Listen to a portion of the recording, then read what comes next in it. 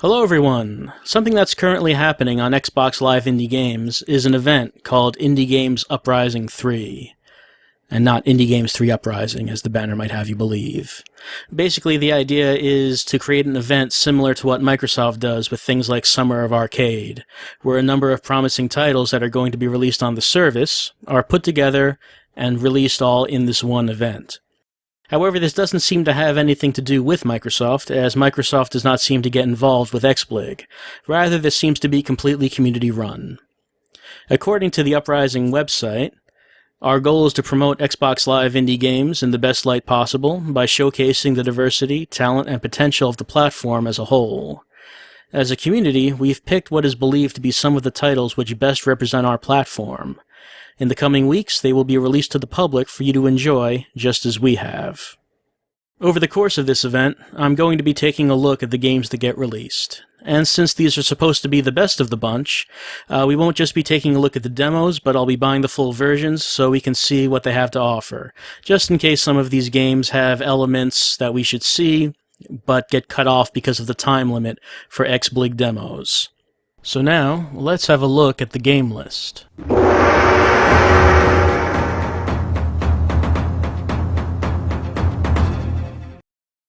With that, let's take a look at the first game, titled qrth-phyl, I think.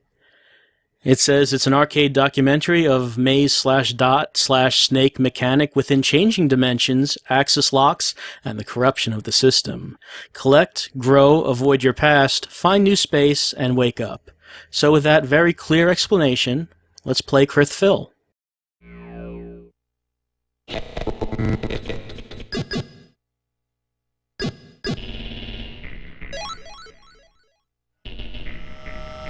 As you start the game, the menu and title screen are very minimal, and that's in keeping with the rest of the game.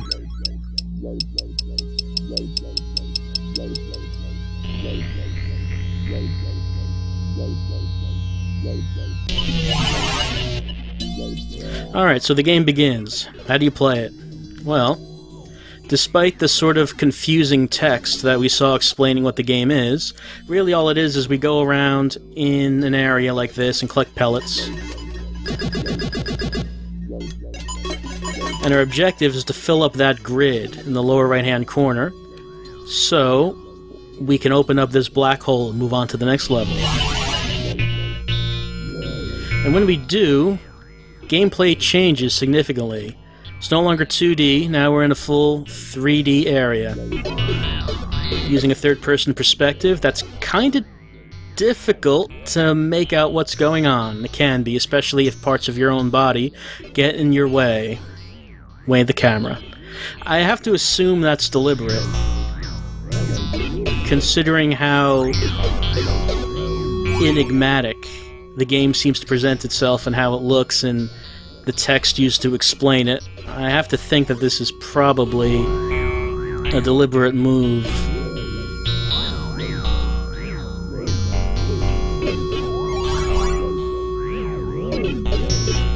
Not too much in the way of obstacles yet. Right now, the biggest obstacle... The biggest obstacle is that my snake is getting larger as I get more pellets, because we've all played Snake before and we know how that works. Alright. Oh. That green thing almost... Okay, I have limited amount of lives. I have 3 lives, just lost 1. And you die from hitting an obstacle like that. That green thing that I had hit, it counts as pellets when you pick it up. But when you pick it up, it also fires lasers in every direction for a few seconds.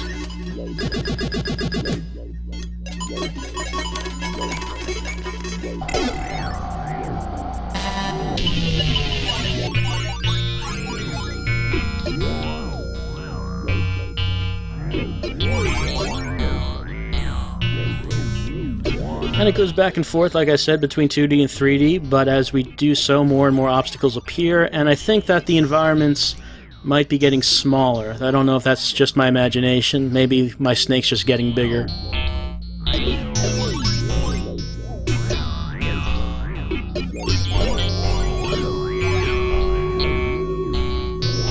Something I think they did really well in this game is they really did a good job on the sound design.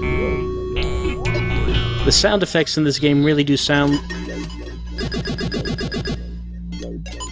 yeah, like that. That really does sound like something you might hear in an arcade from the early 80s, or something like the Atari 2600.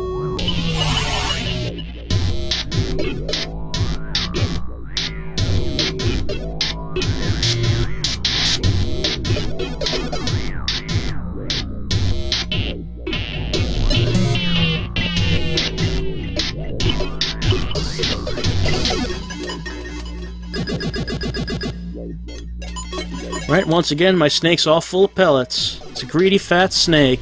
Now I'm going through this again.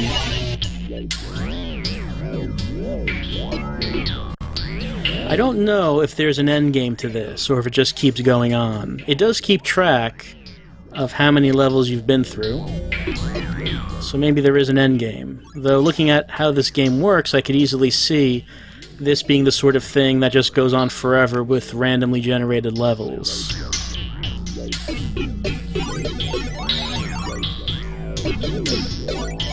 I haven't seen a hint so far if the gameplay will change from what we've seen, from this shifting back and forth between 2D and 3D, or if it just keeps going on like this.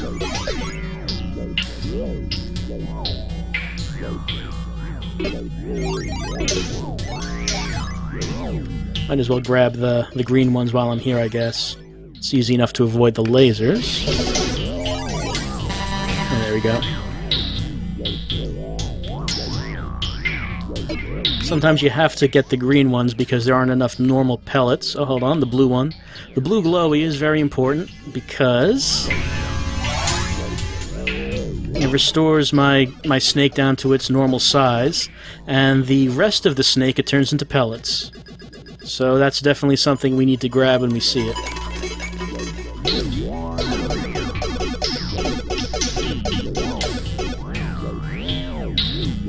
This is not the easiest game, which is in keeping with the time period that it's emulating.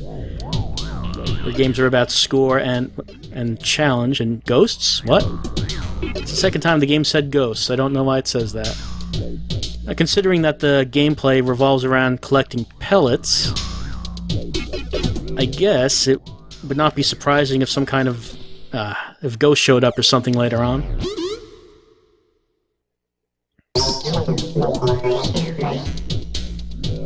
No real sense of progression, though, which is kind of an issue that I have with this so far.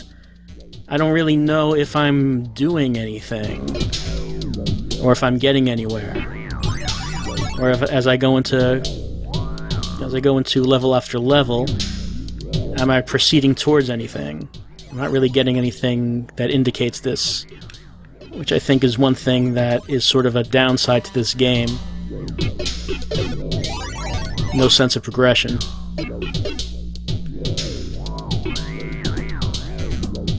And I think that's kind of needed because this is not, like I said, it's not the easiest game. And that's fine. Oh, really? Died before I went into the hole. And it's fine for... Oh. That was dumb. Why did I do that?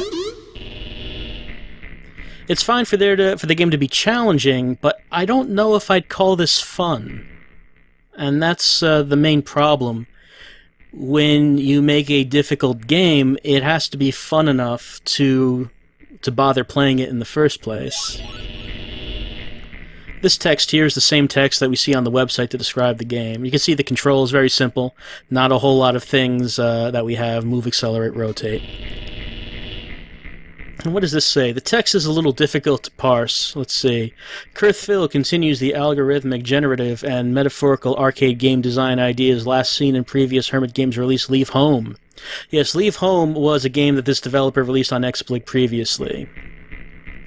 Levels are adaptive according to performance per game. Adaptation rules are built across games and mutate each installation. Collect dots to score and grow tail.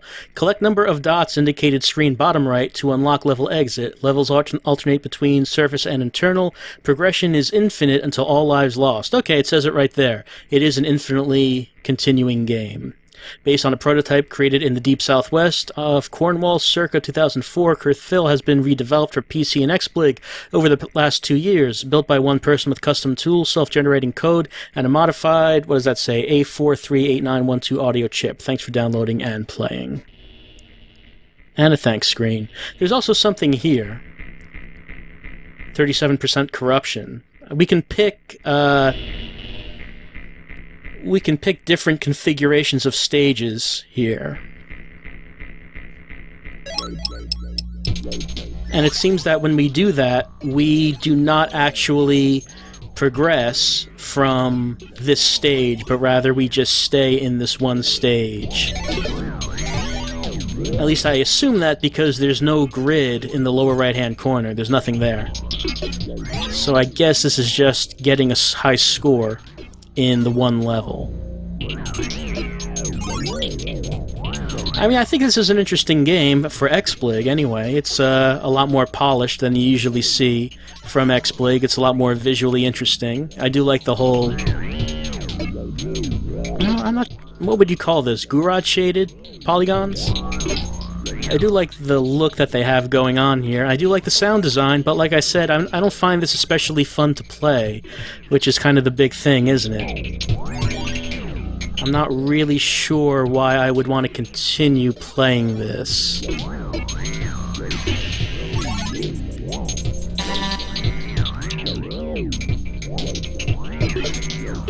And it did say that it is not actually leading to any kind of end game.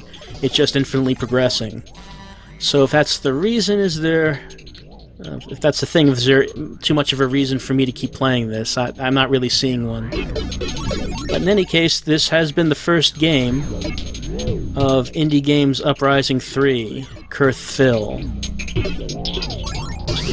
I think it does a lot of things right, but ultimately, I'm not seeing too much of a reason to play it. But that's qrth-phyl.